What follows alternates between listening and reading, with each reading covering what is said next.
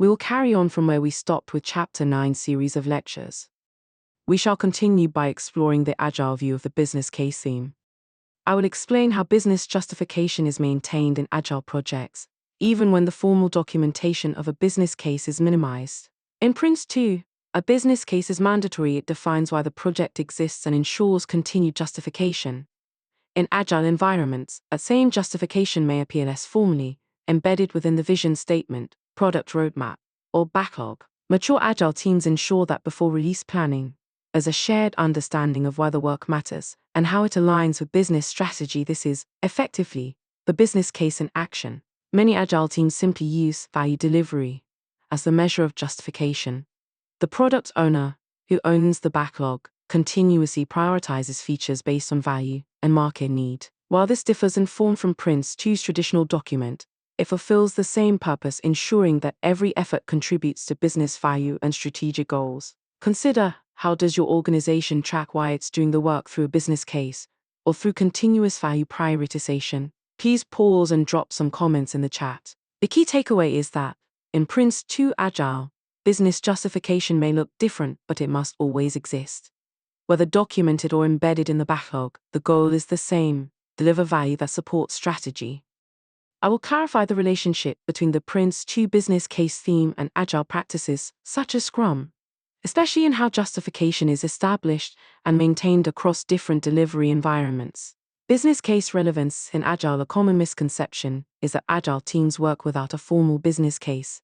In reality, agile assumes that the why has already been established, that is, the work has already been justified through business or customer need. Prince 2 Agile emphasizes that business justification must always exist, whether visible as a formal document or embedded in the backlog and prioritization process. 2.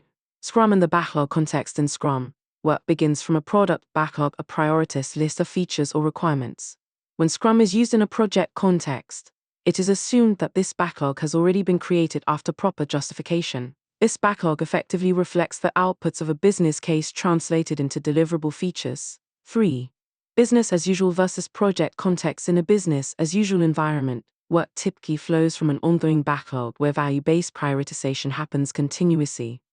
In a project environment, Prince 2 Agile expects upfront effort to create the backlog, which includes defining and authorizing the business case before delivery begins. This ensures that all work ties directly to strategic intent and measurable benefits. 4. Mature agile environments. Over time, mature agile organizations embed business justification into their culture. They continuously assess value delivery. However, there is no universal standard for how business cases are documented or maintained in agile. Each organization tailors its approach. The Prince 2 Agile framework bridges this gap, ensuring agility without losing governance. The key takeaway is that Agile does not replace the business case, it builds upon it. Prince 2 Agile ensures every backlog item, sprint, or release remains justified by key business value. I will introduce the concept of Sprint Zero, as used in some Prince 2 Agile contexts, and clarify how it connects to early project setup activities, such as defining the business case and establishing team roles. Understanding Sprint Zero. Prince 2 Agile acknowledges that many teams use a short, initial iteration, often called Sprint Zero, or discovery phase before the main delivery cycles begin. The purpose is to address upfront project foundations, such as assembling and aligning the team, establishing vision and architecture, creating or confirming the business case. However, it is important to note that Sprint Zero is not a formal Agile or Scrum practice. There's no universal standard for how it's run. 2.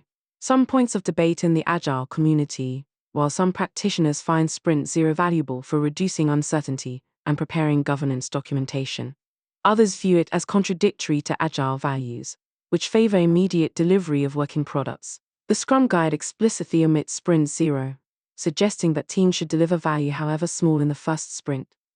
Prince 2 Agile therefore treats Sprint Zero as a possible tailoring option, not a requirement. 3. The role of the product owner. The product owner plays a key role throughout, including in early stages such as Sprint Zero. Their responsibility is to manage and prioritize the product backlog, ensuring that the team focuses on the highest value features. They represent the customer voice and ensure that each sprint contributes to the overall business justification, reinforcing Prince 2's Continued business justification principle. The key takeaway is that Sprint Zero can help establish strong foundations, but it's not mandatory. Prince 2 Agile encourages flexibility. Tailor your approach, but always focus on value and business justification. Here are the definitions of visioning in Sprint Zero. Thank you for listening. Please drop your questions or any further comments in the chat before continuing with the next lecture. See you in the next lecture.